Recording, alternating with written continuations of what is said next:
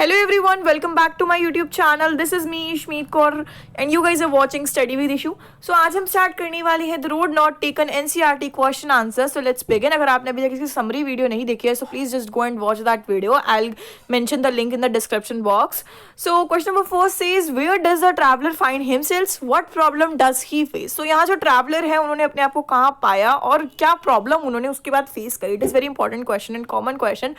If you have read the chapter thoroughly, if you have read the poem thoroughly, basically you can answer this question very clearly. So देखो the traveler find himself in the yellow wood.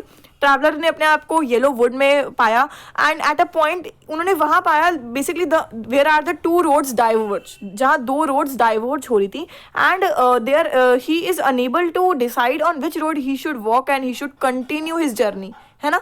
So since it is not possible to walk on the both the roads at the same time. So this is the first answer of NCERT question. I hope you guys get the answer. Okay, question number 2 says discuss what these phrases mean to you. Phrases के बारे में थोड़ा सा define में करना है कि इसका मतलब क्या है बेसिकली उन कुछ फ्रेजेस का. First is yellow wood. Yellow मतलब a forest in yellow wood मतलब a forest in the autumn season. Okay, the yellow wood symbolise the autumn season which is synonymous to the old age of a person's life. Second is it was grassy and wanted wear, means the road was grassy matlab it was less traveled by the people. Obviously it is less traveled by the people and by the travelers as it did not seem to be disturbed or crushed. Okay, third है the passing there. The road frequently by the travellers is the meaning of the passing there refer to. मतलब passing there means the road by the travellers is the meaning of the by the passing there. Now fourth देखो, leaves no step had trodden black मतलब the leaves had not been crushed under the feet of the traveller. जो leaves हैं वो travellers की feet के नीचे crush नहीं हो. अब इसके पीछे जो भी स्टोरी है मैं आपको सब कुछ अच्छे से समझा चुकी हूँ. ऐसा क्या हुआ था, कौन सी लीव्स की बात हो रही है, किस चीज़ पे हम डिस्कस कर रहे हैं इस टाइम पे, तो हर चीज़ हम क्लियर कर चुके हैं. फिफ्थ है how we leads one on to way मतलब the expression means that the decision we make in life leaves us on to the future roads. हम जो भी डिसीजन लाइफ में लेते हैं ना वो हमारे फ्यूचर पे डिपेंड करता है. अगर हम जैसा भी डिसीजन ले रहे हैं हमारा वैसा ही फ्यूचर होना है. ऑब्वियसली बात है. अगर हमने सोच लिया कि हमने नहीं पढ़ना तो हमारा वैसा ही फ्यूचर होना है, हम कुछ नहीं कर पाएंगे.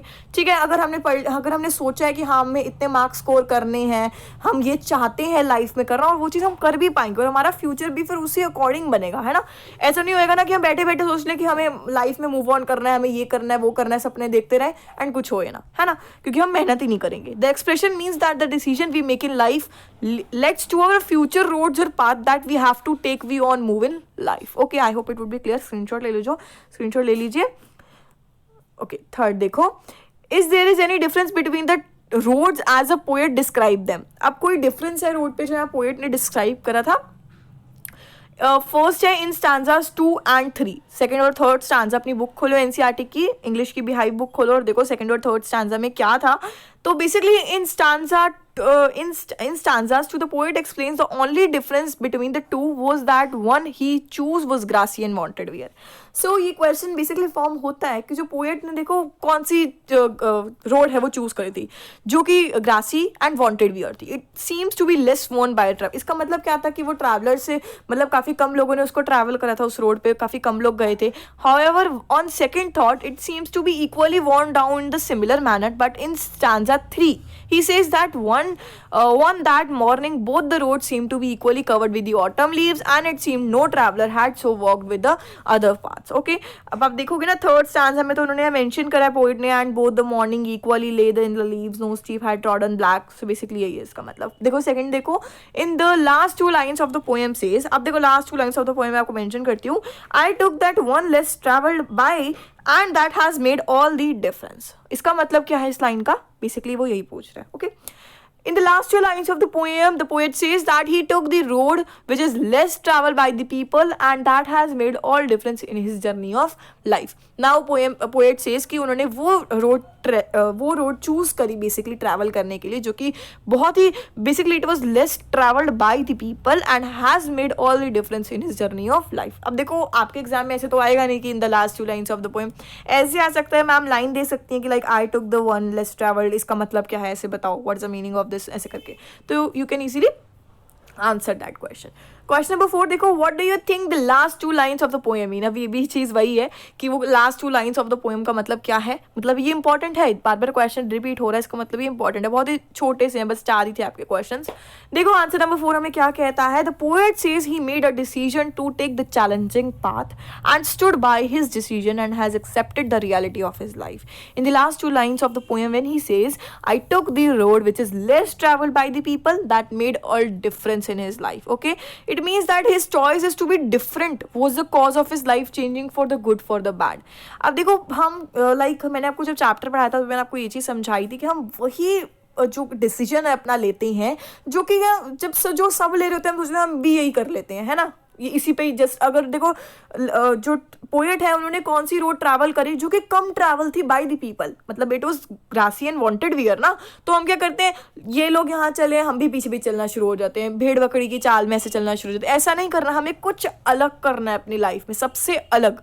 ठीक है, हमें अपने फ्यूचर के बारे में अभी से ही डिसाइड करना है कि that is what is good for us and what is bad for us. Okay, he has only said that it made a difference and not a specified the nature of the difference weather good और bad. Therefore, he could either be regretting or he could be rejoicing the decision he had taken and the choices he had made in life. अब आपकी life में भी काफ़ी सारी choices आनी है. अभी आप 9th स्टैंडर्ड में, आपकी लाइफ में बहुत सारी आगे चॉइसेस आनी है. तो आपको उसको सामना करने के लिए आपका करेज होना चाहिए. बिल्कुल सही डिसीजन लेना, जो आपको ठीक लगता है वो लेना है. ये नहीं कि आपकी फ्रेंड ये कर रही है तो आप भी वही करना शुरू हो जाओ, ऐसा नहीं है. मतलब आपको सबसे कुछ अलग करना है, जो आपका मन करे आपको वही करना, सबसे ज़्यादा राइट डिसीजन लेना है अपनी लाइफ में. So basically this is well known poem about making choices and the choices that shape us.